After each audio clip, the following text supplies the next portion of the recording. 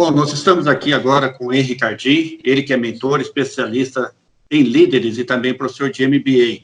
Teve uma experiência bem interessante, né? Muito obrigado, primeiramente, por estar aqui com a gente do Visão de Mercado.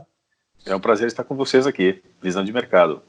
Então, tá bom. A gente que sempre conversou, né, pessoalmente, agora um momento diferente, né, vamos dizer assim, mas oportuno também para passar para os empresários e empreendedores da nossa região, que nós estamos aqui, viu, Henry, em 34 cidades aqui do Centro-Oeste Paulista, estamos também na Baixada Santista, estamos em algumas capitais do Rio, Minas, Nordeste, Rio de Janeiro e também no Rio Grande do Sul. Então, a gente, através da rede online, da TV, estamos nessas cidades e também em todas as nossas redes sociais também. Bom, você esteve recentemente, do dia 3 de março até praticamente esse final de semana nas cidades dos Estados Unidos. O que você foi fazer, Henry, lá e a sua experiência que você teve nesse momento?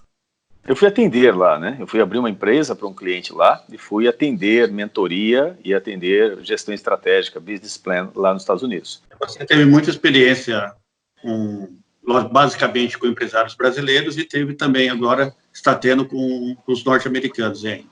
Como que você vê essa experiência fora do Brasil? Como que os empresários norte-americanos estão lidando com esse drama todo? Eles são mais pragmáticos, né? Por exemplo, eles têm planejamento estratégico. Então, quando você fala do PDCA, o P de planejamento, de plan, eles cuidam muito. Então, o último cliente agora que me contratou, ele demorou 9 meses para poder dar o start. Então, ficou 9 meses pesquisando o mercado, colaboradores, estratégia, concorrente, fazendo planejamento. Então, eu recebi dinheiro durante 8 meses, quase 9 meses eu recebi dinheiro, para ele falar, agora vai. Então, no Brasil, a pessoa abre a firma, depois que abriu a firma, ele fala, vamos tocar a firma. Depois de 1 ano, 2, aparece um fiscal, ele fala, nossa, agora eu preciso de um advogado e de um contador. Nossa, agora eu preciso de um consultor. Então, ele faz a coisa inversa, né? Então, o americano... E muitos nem registram a marca também, né? Ah, sim, não registram nada, não estou nem aí. Então, o americano primeiro, ele faz o seu planejamento, ele pesquisa primeiro a parte tributária, então eu tive muitas visitas a tributaristas, né, a contadores, muitas visitas a advogados de imigração, muitas visitas a concorrentes, para poder entender melhor, mapear melhor o mercado. Isso porque eu já tinha experiência nesse mercado. Então, eu precisava validar muita coisa. Depois de ter validado, entender, porque lá tem uma coisa que é muito legal. O brasileiro lá, ele tem um pouco de preguiça de estudar o inglês. Mesmo morando lá, nem todos falam inglês. Você fala, nossa, chegou lá e fala inglês. Não, tem brasileiro que vive lá, só fica grudado com a comunidade brasileira e não fala inglês. Então, o brasileiro só fala o português. E o brasileiro, raramente ele gosta do hispano, então ele também não fala espanhol. O hispano, lá, o latino, ele não gosta do brasileiro e não fala português também, ele fala só espanhol. Então, ele também não gosta do brasileiro. Então, e o americano não fala espanhol, não fala português e não gosta dos dois. Então, esse cliente, eu tive que desenhar uma estratégia para que ele falasse primeiro com uma comunidade só em português, porque o budget ele dava para fazer uma campanha pesada no leste dos Estados Unidos, na costa leste, depois uma segunda campanha para os hispanos e depois uma terceira campanha para o mercado norte-americano, porque você não tem dinheiro para atender o país inteiro. É diferente daqui. Aqui no Brasil você faz uma campanha, você chega no Brasil inteiro rapidamente, né? Então, você encontra um produto em Porto Alegre, encontra o mesmo produto no Rio Grande do Sul, no Rio Grande do Norte. E lá você encontra um produto no centro dos Estados Unidos, não encontra na costa leste, não encontra na costa oeste, na Califórnia. Então, lá as ações elas são regionais, é muito caro você conseguir uma ação nacional. Então, você escolhe, você usa um nicho de mercado ou uma região para você atacar. A outra coisa curiosa, um cliente, ele reclamou, ele é brasileiro, está lá já há 30 anos, ele falou assim, Henry, eu falei, o que mais chamou a atenção aqui? Ele falou, Henry, quando eu cheguei aqui, eu mandei uma proposta comercial para um cliente, para um americano. E aí, passou uma semana, eu liguei para ele e falei assim, e aí, viu minha proposta? E aí? Ele falou, já fechei com outro. Não, mas, por que você não me ligou? Ligou para quê? Não, para a gente poder negociar. Negociar o quê? Não, para te dar uma outra condição. Ele falou, pera lá, você já devia ter me mandado a sua melhor condição. E se eu te dou essa condição de você me ligar de novo, o seu concorrente deveria ter a oportunidade de também ter essa segunda chance. E aí eu perderia tempo. Aqui a gente não pode perder tempo. Time is money. Tempo é dinheiro, então vamos correr. E eu brinco com eles, falando, tempo é vida. Né? Dinheiro você ganha outro. Agora, o tempo que você perdeu negociando, enrolando, fazendo esse joguinho, lá não funciona. Lá eles são mais rápidos para negociar, são mais pragmáticos. Recebeu a proposta, é sua melhor proposta? Recebeu a proposta, resolve, monta e funciona. Oi, e colocando agora para a nossa crise aqui do coronavírus, tem alguns empresários aqui que mandaram através do Visão de Mercado algumas perguntas para você. Sim. Uma delas é do seu amigo Toshio Ito, né? Toshio Ito. Então, e ele está perguntando aqui para você, qual a melhor maneira das pessoas se blindarem com esse momento, pois pode surgir nesse momento aí pessoas com estresse, com depressão e até, de repente, aí, suicídio. Não, o primeiro passo, eu volto a insistir, a crise, ela não muda as pessoas, a crise só revela as pessoas. Então, o sujeito, ele fala, agora eu vou me organizar, já era para estar organizado. Redução de custo, rever parceria, rever as coisas. Agora, se tiver que ficar fazendo home office, ficar em casa, coisa que o valha, o primeiro passo é buscar atividade, né? Então, tem que buscar uma atividade difícil para fazer. Então, vamos imaginar, eu comecei, sei lá, fazer crossfit em casa, ou fazer uma outra língua, ou desenhar um projeto para uma outra empresa, para eu desenhar uma nova empresa. Então, é o momento de fazer uma coisa difícil, para ocupar o seu cérebro. Tem que ocupar a sua cabeça. Ficar o dia inteiro assistindo notícia ruim, o dia inteiro chorando, não vai adiantar, não vai ajudar a sua vida, né? Então, buscar coisas boas para fazer. Gosta de música? Vai ouvir música. Você é para ficar confinado, em quarentena, não é para ficar paralisado. Então, você pode ler os livros que estavam parados.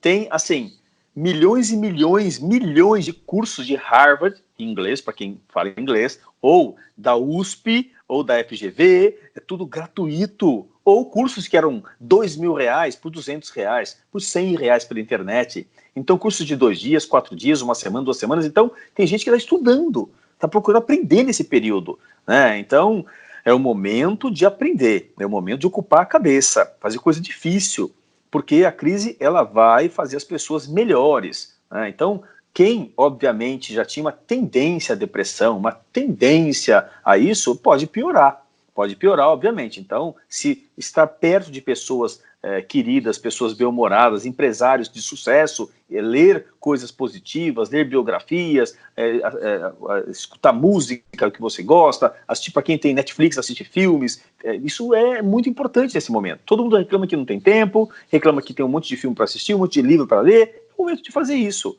É onde fazer coisas boas. O dia tem 24 horas, é tempo pra caramba. O meu xará, Henry Ford, ele que separou esse negócio de 8 horas, 8 e 8, né? 8 para dormir, 8 para lazer e 8 para trabalhar. Isso na época industrial. Agora, você tá na viagem, você tem uma ideia, você tomando banho, você tem uma ideia, tá na cama, você tem uma ideia, então você trabalha o seu cérebro 24 horas. É o momento agora de você poder produzir intelecto, produzir planos, tirar planos da gaveta, ligar para amigos, ligar para pessoas que você faz tempo que não conversa, e ligar assim, não é ligar para o Toshio Ito ou ligar para o Rogério Cabral e falar assim, olha, eu sou Henry, eu sou mentor VIP, eu faço mentoria pela internet, eu faço estratégia, não é falar de mim, é o contrário. É ligar e falar, Rogério Cabral, que bom te ver, me conta um pouco aí, o que você está fazendo de bom, faz tempo que a gente não se fala, você conta de você. E aí, pela reciprocidade, você pergunta, Henry, e você, o que você faz nesse momento? E aí pode gerar negócio, pode gerar ajuda, pode gerar indicação, então pode gerar outras coisas. Um é do Flávio Martins, que mandou aqui para a gente. Ele escreveu da seguinte forma, sempre fiquei curioso. Ele, né, o Henry, lida com egos fortes, de mentorados famosos e ricos e promove uma mudança positiva. Ao olhar para trás e ver a mudança, o quanto foi benéfica e o quanto foi feeling. Bom, primeiro, vê se eu entendi a pergunta, Flávio. Se a pergunta é como que eu ajudo a esses empresários, esses executivos, esses profissionais, primeiro, eu faço sempre uma entrevista para entender se eu posso ajudá-lo de verdade, qual é o problema objetivo que ele tem. E aí eu vou usar ferramentas, não é feeling, não é o sentimento, eu vou usar ferramentas técnicas para ajudá-lo. Então, eu vou entender qual a indústria, qual o segmento que ele atua, como é a cidade, a região que ele atua, então é farma, é indústria, eu atendo todos os segmentos que você imaginar, eu atendo.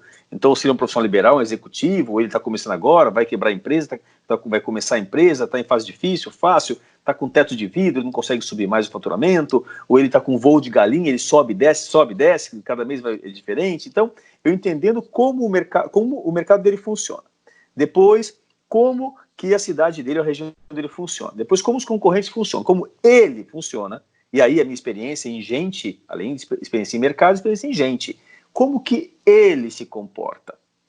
De onde ele veio, onde ele está e para onde ele gostaria de ir, ou para onde ele tem possibilidade de ir, com quais ferramentas ele pode ir. E aí, a partir dali, eu consigo traçar um plano para ajudá-lo a mudar de estágio. Então, é o primeiro passo, eu uso ferramentas, não tem nada de feeling aí, é sempre ferramenta técnica, acadêmica, muito bem consolidada. Acadêmica porque eu passei por 6 boas universidades para poder me consolidar enquanto professor. Eu dou aula em MBA, já faz só que uns 13 anos que eu dou MBA, então a parte conceitual eu conheço bem, e a parte prática para atender já centenas e centenas de empresas no Brasil todo.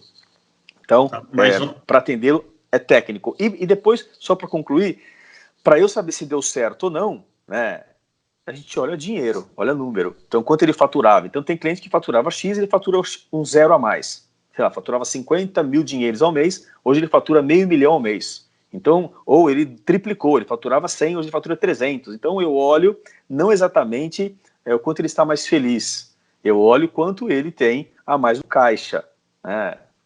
Então, é assim que a gente mede, não é feeling, a gente mede de forma objetiva onde ele estava, qual era o problema e como a gente conseguiu resolver com quais ferramentas.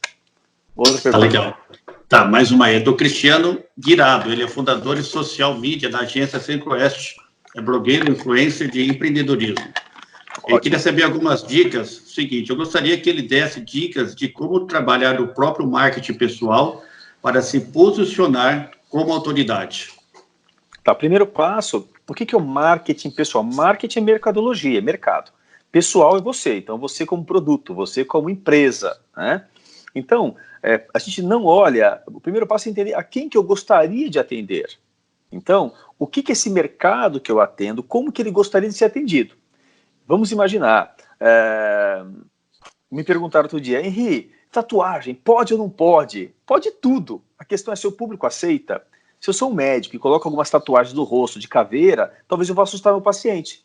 Então, o meu marketing pessoal vai ser prejudicado, a minha imagem pessoal vai ser prejudicada, né? Então, ou o garoto, ele está lá com a garota, ele fala assim, não, quando eu casar eu vou mudar. Ou quando... Não, ele tem que mudar agora. Ela põe uma roupa de cabeleireiro, maquiagem, para poder ficar bonita para ele, ele vai com a calça caindo, aparecendo a cueca e uma camiseta de time de futebol. Então, o marketing pessoal dele para ela talvez não funcione. Ele não vai encantá-la desse jeito. Então, o marketing pessoal é como você gostaria de ser visto. Ou para ficar mais fácil, se eu quero ser diretor e eu sou gerente, por exemplo, eu tenho que olhar como que o diretor se veste, como ele fala, como ele come. E aí eu vou me modelar. Por quê? Quando eles tomarem a decisão, numa reunião de board, eles falam assim, quem está preparado para ser diretor? Vamos olhar para lá? Dos gerentes aí que nós temos, quem tem mais postura de diretor? O jeito que fala, o jeito que briga, o jeito que vem para as reuniões, o jeito que chega no horário. Então, é a imagem que você produz. Tá certo, Henri. Muito obrigado. Deus abençoe seus negócios aí. Obrigado pela participação. Que assim seja. Eu agradeço muito a você e a todos os seus telespectadores aqui do Visão de Mercado. Forte abraço aí. See you. Abraço.